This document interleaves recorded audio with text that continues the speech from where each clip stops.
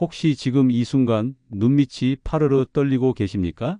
나이가 들어서 그렇지 뭐하고 그냥 넘기려고 하시나요? 절대 그러시면 안 됩니다. 이 작은 떨림 하나가 사실은 여러분의 몸이 보내는 가장 절박한 구조 신호일 수 있거든요. 바로 마그네슘 부족이라는 위험 신호입니다. 오늘 이 영상을 끝까지 보시면 여러분이 그동안 왜 밤에 잠을 설쳤는지, 왜 자꾸 다리에 쥐가 나는지 그 이유를 정확히 아시게 될 겁니다. 그리고 더 중요한 건 심장 건강을 지키는 결정적인 방법까지 알게 되실 거예요. 저는 가정의학과 전문의 김민준입니다. 30년 가까이 환자분들을 진료하면서 느낀 건 마그네슘 하나만 제대로 챙겨도 건강이 완전히 달라질 수 있다는 거예요. 오늘 이 영상이 여러분 인생의 전환점이 될 수 있습니다. 끝까지 함께해 주십시오. 60대 박철수 선생님이라는 분이 계셨습니다. 몇 달 동안 눈밑이 떨리고 밤마다 잠을 설치셨대요. 처음엔 그냥 피곤해서 그런가 보다 하셨죠. 그런데 제가 마그네슘 검사를 권해드렸고 결과는 역시나 부족이었습니다. 마그네슘을 꾸준히 드신 지 한 달쯤 지나자 박 선생님은 놀라운 변화를 경험하셨어요. 선생님, 눈 떨림이 완전히 사라졌어요. 그리고 혈압도 안정되었어요. 이게 정말 마그네슘 때문이었나요? 하시면서 정말 신기해 하시더라고요. 네, 맞습니다. 마그네슘은 그만큼 우리 몸에서 중요한 역할을 합니다. 그런데 대부분의 분들이 이걸 모르고 계세요. 오늘 제가 여러분께 알려드릴 내용은 크게 4가지입니다. 첫째, 여러분 몸이 마그네슘을 외치고 있는 7가지 신호가 뭔지 정확히 짚어드릴 거예요. 둘째, 특히 심장 건강과 관련해서 마그네슘이 얼마나 중요한지 이 부분이 오늘의 하이라이트입니다. 놓치시면 정말 후회하실 거예요. 셋째, 과학적으로 증명된 숙면 레시피를 알려드립니다. 그냥 마그네슘만 먹는 게 아니라 어떤 음식과 함께 먹어야 효과가 배가 되는지 구체적으로 말씀드릴게요. 넷째, 약을 드시는 분들이 특히 조심해야 할 섭취법과 안전 수칙까지 빠짐없이 다룹니다. 자, 그럼 지금부터 시작하겠습니다. 먼저 여러분 몸이 보내는 7가지 신호부터 살펴보겠습니다. 마그네슘은 우리 몸에서 말하자면 조절 스위치 같은 역할을 해요. 이 스위치가 제대로 작동하지 않으면 온갖 문제가 생기기 시작합니다. 첫 번째 신호는 바로 숙면을 방해하는 불청객입니다. 밤에 뒤척이고 자꾸 깨시나요? 이게 단순히 나이 탓만은 아닙니다. 마그네슘은 우리 신경을 안정시키는 역할을 하거든요. 더 중요한 건 수면 호르몬이라고 불리는 멜라토닌을 만드는데 꼭 필요한 재료예요. 마그네슘이 부족하면 멜라토닌이 제대로 만들어지지 않고 그러면 잠이 안 오는 거죠. 70대 김영희 여사님이라는 분이 계셨어요. 이분도 매일 밤 잠을 못 주무셔서 정말 고생하셨습니다. 자려고 누워도 한두 시간씩 뒤척이시고 잠들어도 자꾸 깨서 화장실 가시고 아침에 일어나면 개운하지가 않으시대요. 그래서 제가 마그네슘을 권해드렸죠. 드시기 시작한 지 2주 정도 지나니까 선생님, 신기하게도 억지로 자려고 하지 않아도 자연스럽게 잠드는 날이 늘었어요 하시면서 정말 좋아하시더라고요. 이게 바로 마그네슘의 힘입니다. 두 번째 신호는 잦은 불안과 초조함입니다. 별일 아닌데도 자꾸 마음이 불안하고 신경이 곤두서 있는 느낌 받으신 적 있으시죠? 이것도 마그네슘과 관련이 있어요. 우리 신경세포는 전기신호로 소통을 하는데요. 마그네슘이 이 전기신호를 안정적으로 조절해 줍니다. 마그네슘이 부족하면 신경세포의 전기신호가 불안정해져서 작은 자극에도 예민하게 반응하게 돼요. 그래서 이유 없이 불안하고 초조한 겁니다. 이걸 그냥 스트레스 탓으로만 돌리면 안 됩니다. 세 번째 신호는 근육 경련과 통증이에요. 눈밑이 떨리는 것도 사실 근육 경련의 일종입니다. 밤에 자다가 종아리에 쥐가 나서 깜짝 놀라 깨신 경험 있으시죠? 이것도 마그네슘 부족 신호일 가능성이 높아요.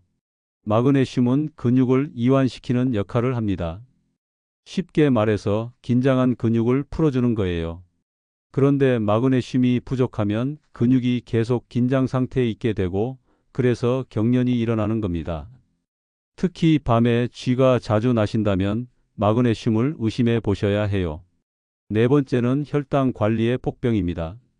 당뇨가 있으시거나 혈당이 높은 편이신 분들 꼭 들으셔야 해요. 마그네슘은 인슐린이라는 호르몬의 작용을 돕는 부스터 역할을 합니다.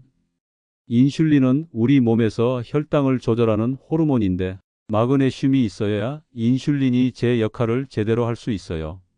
마그네슘이 부족하면 인슐린의 효과가 떨어지고 그러면 혈당 조절이 어려워집니다. 이미 혈당약을 드시는 분들도 마그네슘을 함께 챙기면 혈당 관리에 큰 도움이 돼요.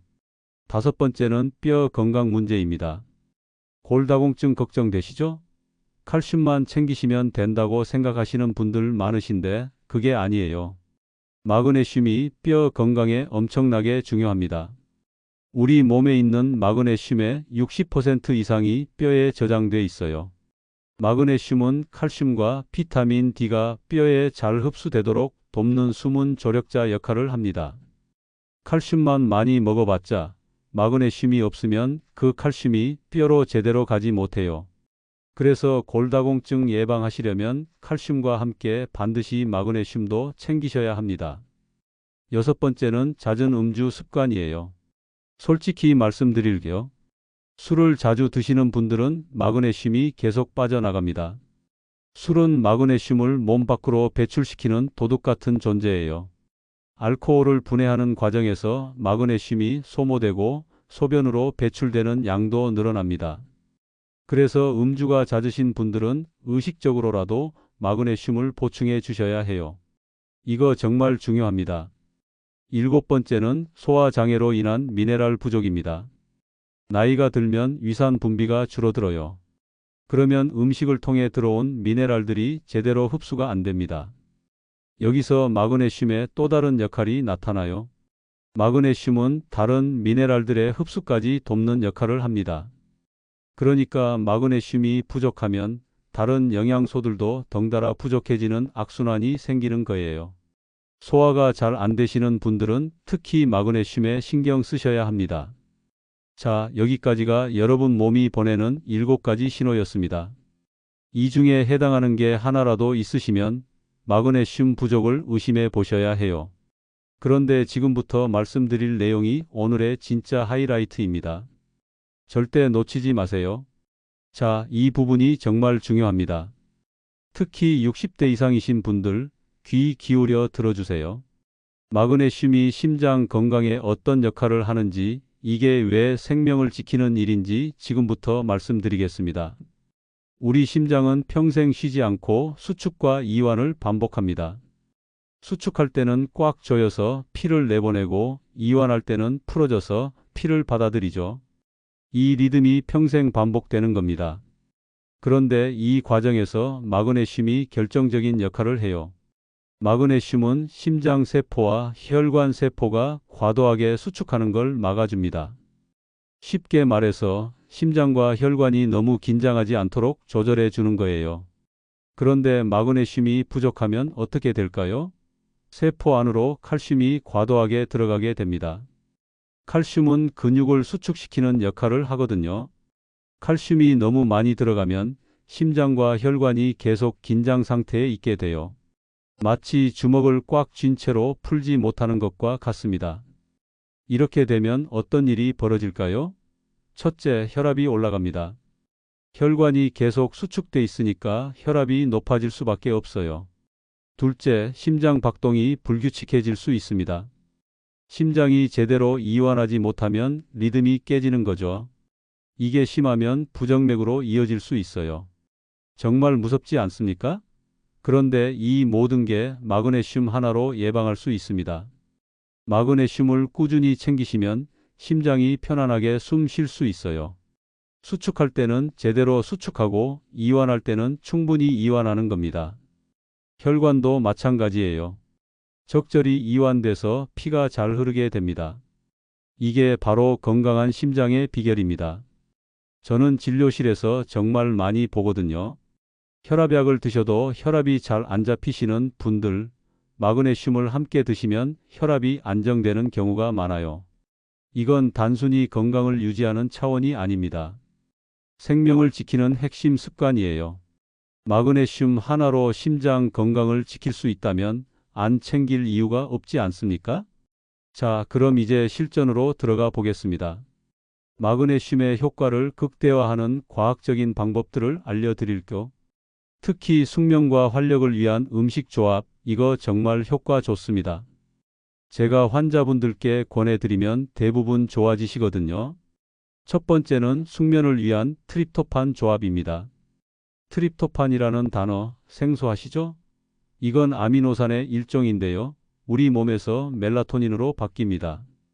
멜라토닌이 바로 수면 호르몬이에요.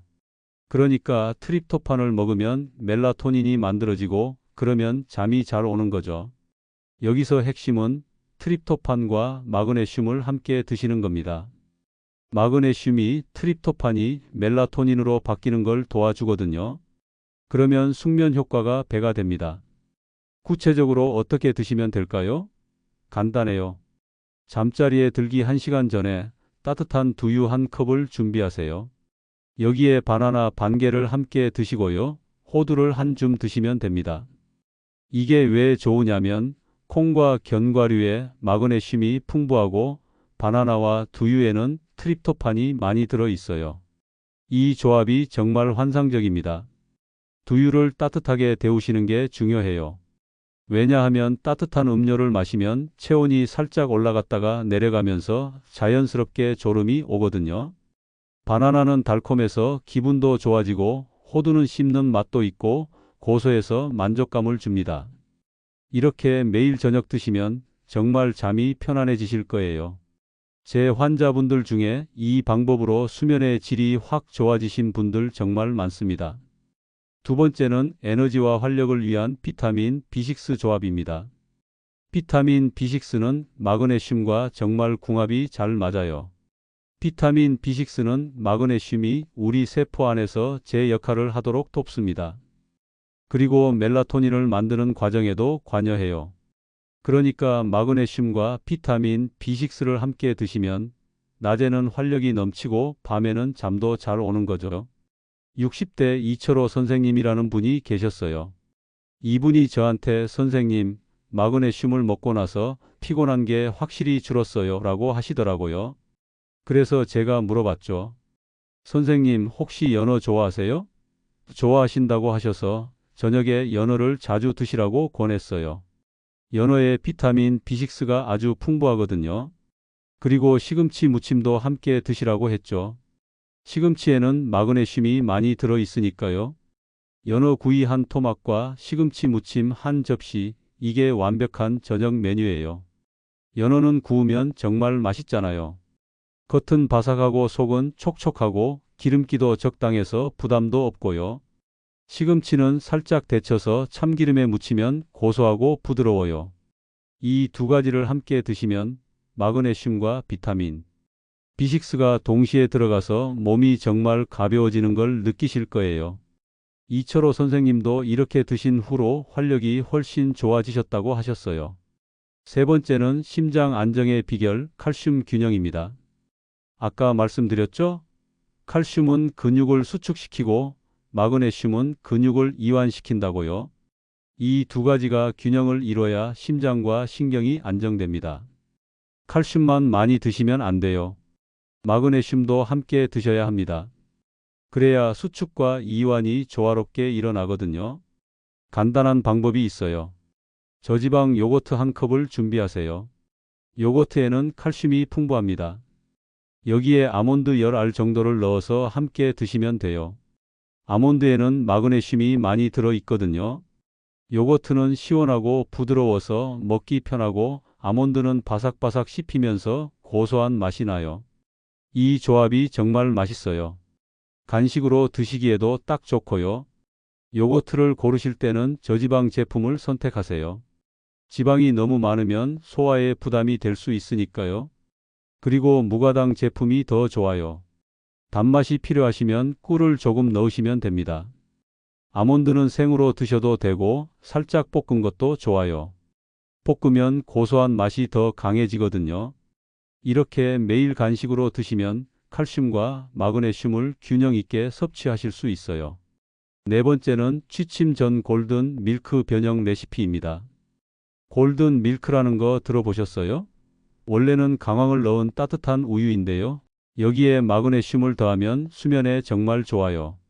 실제로 임상에서 수면의 질 개선에 긍정적인 결과가 많이 보고된 방법입니다. 잠자리에 들기 1시간 전에 드시면 효과가 좋아요.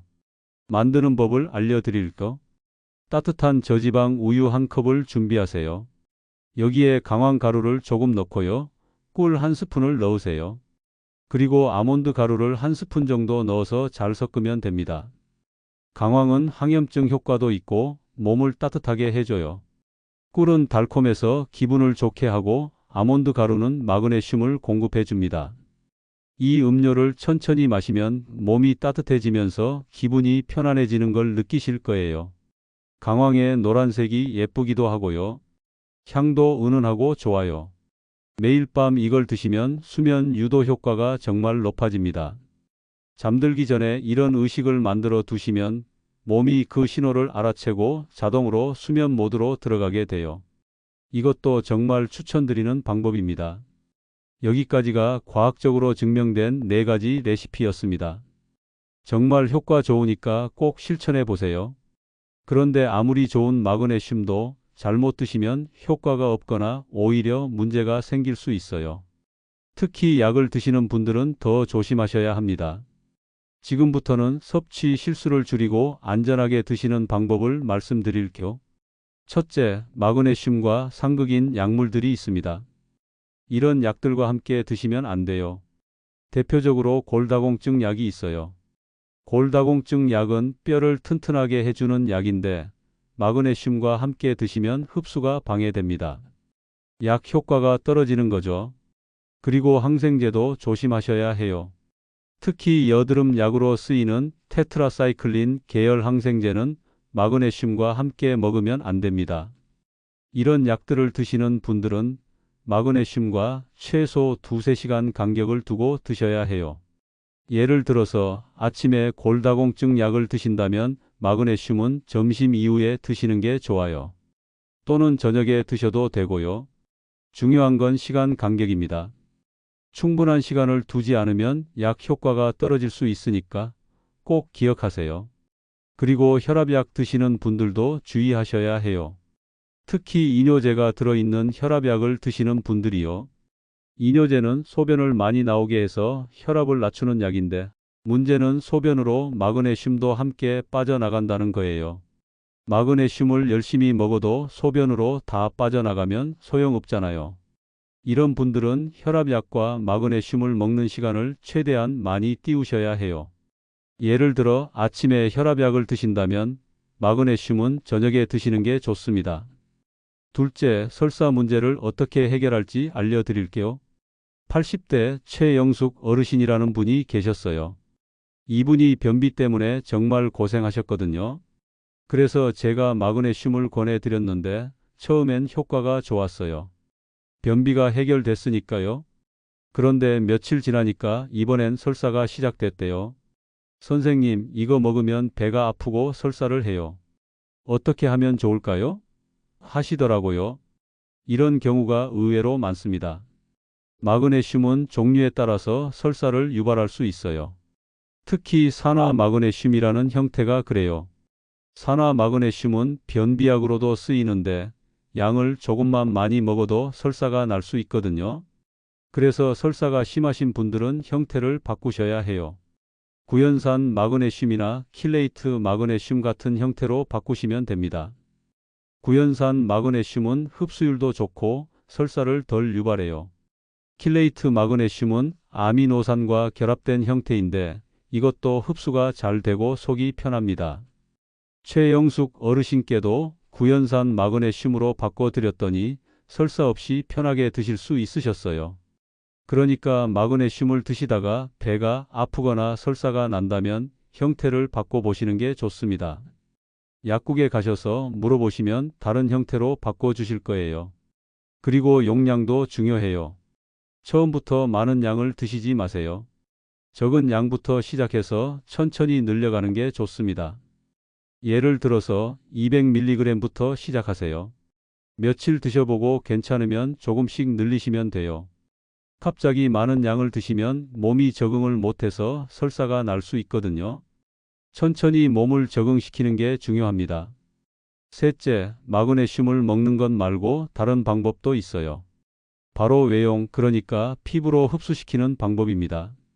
황산 마그네슘이라고 들어보셨나요? 앱솜 솔트라고도 부르는데요. 이걸 따뜻한 물에 풀어서 족욕이나 반신욕을 하시면 됩니다. 피부를 통해서 마그네슘이 흡수돼요. 이 방법이 왜 좋으냐면 먹는 게 불편하신 분들이나 설사가 걱정되시는 분들도 안전하게 사용하실 수 있거든요. 그리고 따뜻한 물에 몸을 담그면 근육이 이완되고 체온이 올라가요. 체온이 올라갔다가 내려가면서 자연스럽게 졸음이 오기 때문에 숙면에도 도움이 됩니다. 긴장된 근육도 풀리고 혈액순환도 좋아지고 일석이조예요. 집에서 족욕 한번 해보세요. 따뜻한 물에 앱솜 솔트를 한 컵 정도 넣고 발을 20분 정도 담그고 계시면 됩니다. 발이 따뜻해지면서 온몸이 편안해지는 걸 느끼실 거예요. 특히 저녁에 자기 전에 하시면 잠도 훨씬 잘 오세요.